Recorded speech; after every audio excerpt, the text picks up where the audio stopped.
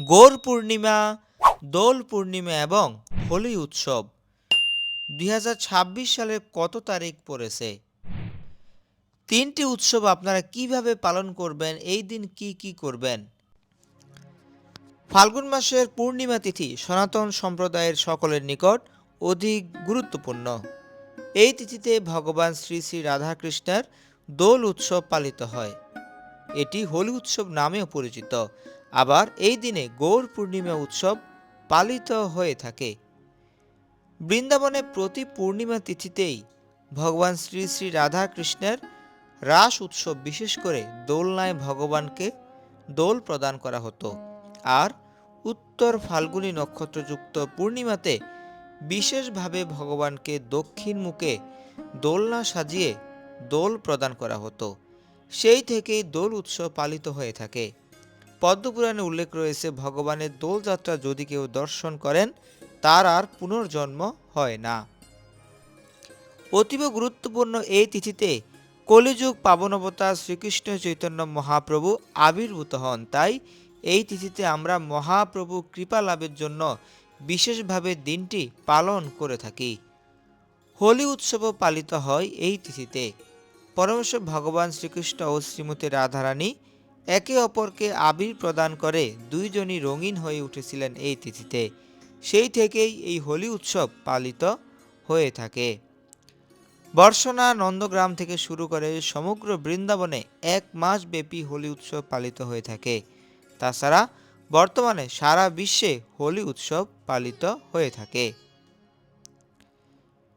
চলুন জেনে নিই এই তিথি কিভাবে আপনারা পালন করবেন। ভিডিওটি শেষ পর্যন্ত দেখতে থাকুন। এই তিথিতে আপনারা ব্রাহ্ম মুহূর্ত বা কমপক্ষে সূর্যোদয়ের পূর্বে শয্যা ত্যাগ করে স্নান করে নেবেন। তারপর আচমন সহ আপনার দাদু সঙ্গে তিলক ধারণ করবেন। গুরুত্বপূর্ণ এই তিথিতে আপনারা ভগবানের অপাকৃত মঙ্গল আরতিতে অংশগ্রহণ করতে চেষ্টা করবেন। নিয়মিতভাবেই গৃহের নিত্য সেবা পূজায় অংশগ্রহণ করবেন। ভগবান শ্রীকৃষ্ণ, গৌরাঙ্গ মহাপ্রভু, নিত্যানন্দ প্রভু এবং অদ্বৈত প্রভু চরণ কমলে অধিক সংখ্যক তুলসীপত্র এবং পুষ্প অর্পণ করুন। আপনার বসবাসের স্থানের আশেপাশে নগর সংকীর্তন করুন। এতে করে ভগবান আপনার প্রতি অত্যন্ত সন্তুষ্ট হবেন। এই তিথিতে ভগবানের সন্তুষ্টি বিধানের জন্য অধিক সংখ্যক হরিনাম জপ কীর্তন করুন।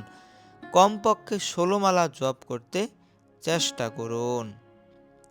ভগবানকে বিশেষ ভোগ নিবেদন করুন। যেহেতু এই তিথিতে দোলযাত্রা রয়েছে, তাই বিভিন্ন রকমের পিঠা পায়েস ভগবানকে নিবেদন করুন। তবে এই সকল নিবেদিত ভোগ প্রসাদ হিসেবে পরদিন গ্রহণ করবেন, ওই দিন গ্রহণ করবেন না। দোলনায় ভগবান শ্রী শ্রী রাধাকৃষ্ণকে দোল প্রদান করতে চেষ্টা করুন। এতে করে ভগবান শ্রী শ্রী রাধাকৃষ্ণ অত্যন্ত খুশি হবেন। বিশেষ করে এই তিথিতে আপনারা সন্ধ্যা পর্যন্ত নির্জল উপবাস পালন করুন। স্নান করে সন্ধ্যার পর শ্রী শ্রী গৌরনীতের অভিষেক করতে চেষ্টা করুন। অভিষেক করা সম্ভব না হলে মন্দিরে গিয়ে মহা অভিষেকে অংশগ্রহণ করুন বা অভিষেক দর্শন করুন। তারপর চরণামৃত গ্রহণ করে একাদশী অনুকল্পের প্রসাদ গ্রহণ করে নির্জলা উপবাস পালন করে পরদিন সূর্যোদয়ের পর পালন করে এই তিথিটি সম্পন্ন করবেন। যেহেতু ভগবান এই তিথিতে শ্রীমতী রাধারানীকে আবির প্রদান করেছিলেন, তাই আপনারা এই তিথিতে ভগবান শ্রীকৃষ্ণকে আবির প্রদান করুন এবং সেই আবির আপনার প্রিয়জনদের ললাটে এবং মস্তকে প্রদান করুন। কোনোভাবেই ভগবানকে নিবেদিত ব্যতীত একে অপরকে বিশেষ করে বালক বালিকাকে আবির প্রদান করবেন না। আবির যেন কারো পায়ে স্পর্শ না হয়, এই ব্যাপারে বিশেষভাবে সতর্ক থাকতে হবে। এই তিথিতে ভগবানের দোল যাত্রা মাহাত্ম্য, মহাপ্রভুর আবির্ভাব মাহাত্ম্য ইত্যাদি পাঠ ও শ্রবণ করতে চেষ্টা করুন। ভুল করেও কোনোভাবেই বড়দের বা যে কারো পায়ে আবির প্রদান করবেন না, এটি একদমই অনুচিত। এই তিথিতে চা, পান, সিগারেট, বিড়ি সহ সকল প্রকার নেশা থেকে বিরত থাকবেন। সকল প্রকার যৌন সঙ্গ থেকে বিরত থাকতে চেষ্টা করবেন।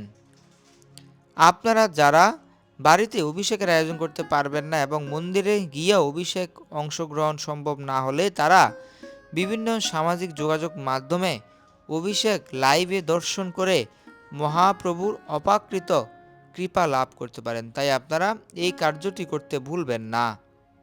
গৌর পূর্ণিমা পরদিন মহাপ্রভুর পিতা নবদ্বীপে ব্রাহ্মণ বৈষ্ণবদের নিমন্ত্রণ করে মহাভোজনের ব্যবস্থা করেছিলেন। তাই এই তিথিকে বলা হতো জগন্নাথ মিশ্রের আনন্দ উৎসব। আপনারাও আপনাদের সাধ্যমতো বৈষ্ণব সেবা দিতে চেষ্টা করবেন। জগন্নাথ মিশ্রের আনন্দ উৎসব অত্যন্ত গুরুত্বপূর্ণ উৎসব। সুপ্রিয় ভক্তবৃন্দ, আসছে 3 মার্চ মঙ্গলবার 2026 সালে শ্রী গৌর পূর্ণিমা, দোল পূর্ণিমা এবং হোলি উৎসব পালিত হতে যাচ্ছে। আপনারা সকলেই দিনটি ভক্তি সহকারে পালন করুন। হরে কৃষ্ণ।